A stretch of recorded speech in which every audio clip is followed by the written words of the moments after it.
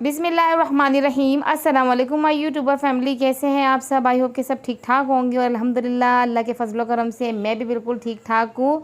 और आज जो मैं आपके लिए रेमेडी लेकर आई हूँ वो है बालों के लिए ऑयल बनाया है हमने। बहुत ज़बरदस्त ये ऑयल बनता है और इसके बहुत से फ़वाइद होते हैं। इसके अंदर जो चीज़ें हम डालेंगे उनके बहुत से फ़वाइद होते हैं, वो भी मैं आपको बताऊँगी। इससे बाल जो है गिरना बंद हो जाते हैं। जिनके बाल झड़ रहे हैं ना, तो वो जो परेशान हो जाते हैं कि बहुत बाल झड़ रहे हैं, तो वो गंजपन का जो शिकार हो जाते हैं उनके लिए ये बहुत ज़बरदस्त सा ये तेल है।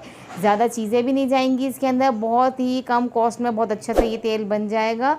कोई ज़्यादा महंगी चीज़ें नहीं आएंगी, तो आपने ये ज़रूर ट्राई कीजिएगा। तो ये जो जड़ी बूटियाँ हैं इसके अंदर जो जाएंगी वो उनके नाम भी बताती हूँ, उनके फ़वाइद भी।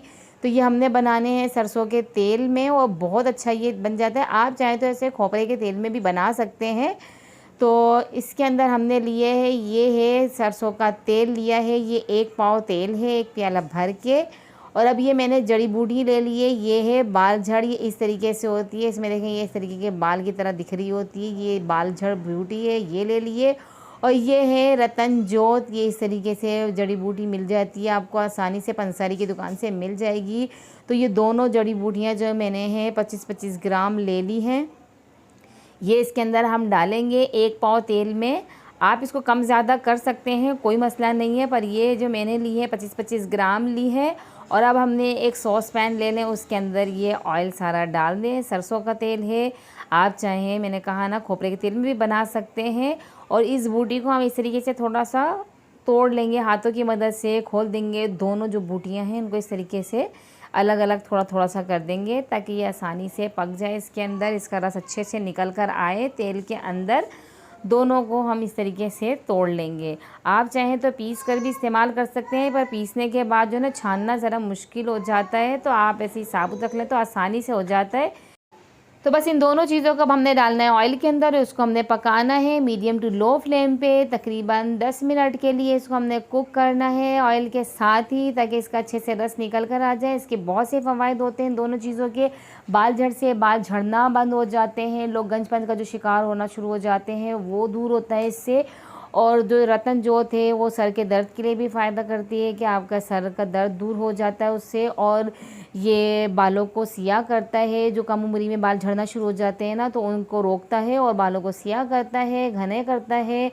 और शाइन एक आती है बालों में अच्छी सी इसके लगाने से, इसके इस्तेमाल से। आप इसे ज़रूर बनाकर इस्तेमाल करें, आप ख़ुद देखेंगे इसके फ़वाइद कि कितना असरदार ये ऑयल बना है।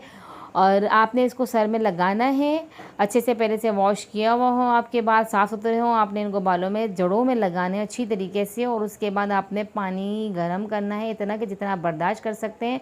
उसमें आप कोई भी टॉवल एक बना लें, उसको डिप करें, अपने हाथों से उसको निचोड़ें अच्छी तरीके से कि जितना आप बर्दाश्त कर सकते हैं, और बालों में लपेट लें। उससे ये होता है जब स्टीम पहुँचती है ना बालों में, तो वो जड़ों तक जाती है और जड़ों में अच्छी तरीके से स्टीम पहुंचने की वजह से ऑयल जो है वो जज़्ब करते हैं और फिर अच्छे फ़वाइद आपको मिलते हैं। और बस आपने इसको लगाने के बाद 2 घंटे अपने बालों में रखें और किसी भी फिर शैम्पू से वॉश कर लें। आप चाहें तो बेबी शैम्पू भी यूज़ कर सकते हैं, बेबी शैम्पू बहुत अच्छा होता है, उसमें कोई इतने ज़्यादा केमिकल्स नहीं होते। तो ये उसमें उस सूरत में ज़्यादा फ़वाइद आपको महसूस होंगे। और ज़बरदस्ती रेमेडी मैंने आपके साथ शेयर की है। ऐसी मज़ीद आपके लिए अच्छी से अच्छी सी रेमेडीज़ लेकर आऊँगी। तो मुझे नेक्स्ट रेमेडी तक दीजिए इजाज़त। अल्लाह हाफ़िज़।